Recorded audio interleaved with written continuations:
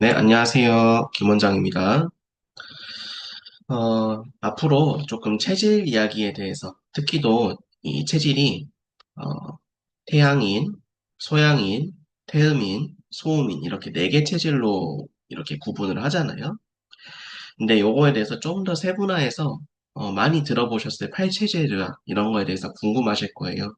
뭐, 금양인, 금음인 이렇게 부른다는데, 이런 것에 대해서 조금 더 원초적으로, 그러니까 그냥 금양금음 이렇다기보다는 성질을 거기에 넣어가지고 정확한 정의, 데피니션 이런 것들을 좀 지어드리고, 제가 전공을 했기 때문에 관련한 내용들을 조금 더 자세히 말씀드릴 수 있을 것 같아서 환자분들께 유익한 정보로 말씀드릴 테니까 영상 보시고 또 본인 체질이 어떤 건지 이렇게 좀 찾아보셔도 좋을 것 같고요. 그렇게 갖는 시간 진행해 보도록 하겠습니다. 제가 전공이 사상체질의학이고요. 또 실제로 저희 한의원에 내원하시는 환자분들이 이명, 난청, 자율신경쇠조증, 혹은 난치성 질환, 혹은 난치성 통증 질환 이거저거 해보시다가 잘 안 되시는 분들이 많이 오시고 그런 분들을 위주로 진료하고 있기 때문에 힘든 상황에서 찾아주시는 경우가 사실 많아요. 그래서 증상이 되게 그 중에서도 다사다난한 질환, 자율신경 문제를 이렇게 상담하다 보면 이런 말씀을 많이 듣습니다. 어, 같은 자율신경쇠조증인데 왜 친구랑 증상이 다르죠? 혹은 불면증을 가지고 있는데 어떤 사람은 어떤 환자분은 가슴이 두근거리고 어떤 분은 기운이 축 처지고 그러니까 어떤 분은 너무 항진되는 증상이고 어떤 분은 너무 이렇게 축 처지는 증상이 나타나는 거죠. 그리고 검사상으로 몸은 이렇게 정상이라고 나오는데 계속 힘들다 하시는 분들도 있고요. 혹은 체력적으로 너무 이렇게 위로 펌핑 돼가지고 몸이 너무 항진돼서 불편하다 하시는 분들도 계세요. 그래서 이거는 딱 그 현대의학적으로 자율신경이라는 말로 이렇게 표현하기는 어렵고요. 자율신경 반응이 체질별로 다 다릅니다. 왜냐하면 우리 몸의 장부가 기능적으로 다 이 편차가 다 달라요. 체질별로. 그래서 그 차이를 설명해 줄 수 있는 도구가 가장 체질의학적으로 설명하기가 편하고요. 두 번째로는 그 체질 내에서도 약간 이렇게 두 개로서 더 각 체질별로 구분을 하게 되면 팔체질이 나오게 되는데 이거를 좀 더 명확하게 설명해 줄 수 있는 도구가 된다. 그래서 저는 체질의학이 정말 중요하고 환자분들의 다양한 이런 증상은 같은데 왜 뭔가 이렇게 다르지? 혹은 이런 여러 증상이 나오지? 이런 것에 대해서 해결해 줄 수 있는 도구가 된다고 생각합니다. 실제로 그래서 이 체질을 네 가지로만 구분을 하게 되면요. 좀 불편한 경우가 많이 생깁니다.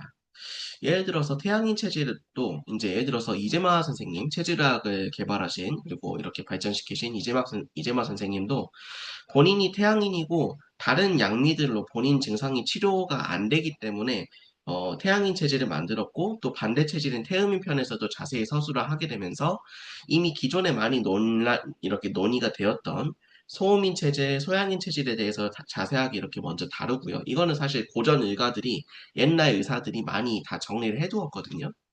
여기에 태음인과 태양인 체질, 특히 본인이 태양인이었기 때문에 이 특수 체질에 대해서 정리를 해둔 건데, 그때도 이렇게 잘은 정확히는 모르겠지만, 나중에 그 동의수세보원, 이분의 책에 보면 이렇게 적어 있어요. 후세의 일가들이 내 이론을 발전시켜가지고, 이 이론을 통해서 더 많은 의학적 발전을 꾀하길 바란다. 즉슨 이게 고정된 의학이 아니라, 이 의학적인 이론을 토대로 해서 더 발전시키기를 원한다라는 거죠. 근데 그때 당시, 그러니까 물론 이재만 선생님이 대단한 건 맞지만, 그때 당시에 조금 이 인재막 개발자, 그러니까 어떻게 보면 컴퓨터로 따지면 막 완전 옛날 큰 컴퓨터들 있잖아요. 그런 수준의 이런 상태에서도 제일 큰 구분은 같은 태양인에서도 이렇게 두 개를 구분해 놨어요. 태양인 외감 욕척병, 그리고 태양인 내촉 소장병. 그리고 다른 체질에도 다 이런 식으로 구분을 했습니다. 그리고 태양인이 가장 내용이 빈약한데, 그럼에도 불구하고 이렇게 구분을 해놨어요.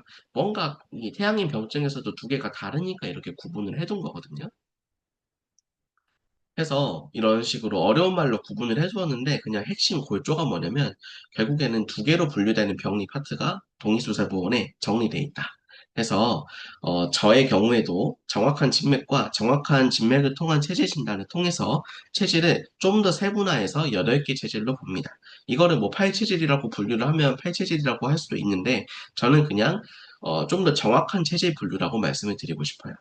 그래서 이 계통별로 이 증상과 체질이 다 다르기 때문에 이거에 대해서 이제 각각 살펴보는 시간. 태양인 같은 경우에는 소양성 태양인, 소음성 태양인. 소양인 같은 경우에는 태양성 소양인, 태음성 소양인. 태음인 같은 경우에는 소양성, 소음성. 소음인 같은 경우에는 태양성, 태음성. 이렇게 성질들을 하나씩 끼면서 가게 되거든요. 요거에 대해서 각각 다뤄보는 시간을 어, 각각 영상으로 이렇게 볼 거고요. 그래서 체질은 이런 식으로 8개로 구분이 됩니다. 흔히 많이 보셨을 뭐 금양인, 금음인, 토양인, 토음인, 목양인, 목음인, 수양인, 수음인 이렇게 보일 수 있는데 이렇게 보게 되면 사실 이게 무슨 말인지 싶어요. 그냥 이렇게 보시면 됩니다. 태양인인데 소양성이 2등인, 그러니까 소양성을 띠는 태양인이다. 태양인인데 소음성을 띠는 태양인이다. 소양인인데 태양성을 띠는 소양인이다.